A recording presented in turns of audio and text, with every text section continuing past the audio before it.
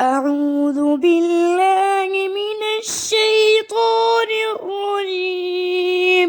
بسم الله الرحمن الرحيم. فلا صدق ولا صلى ولكن كذب وتولى ثم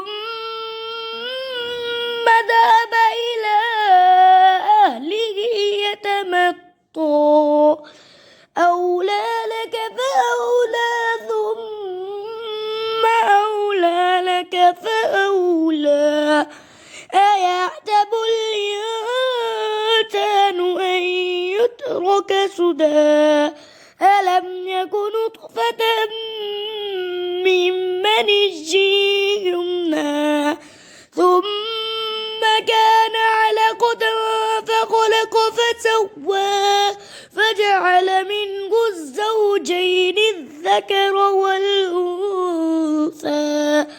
أليس ذلك بقادر على أن يحيي الموتى صدقت يا رب العالمين.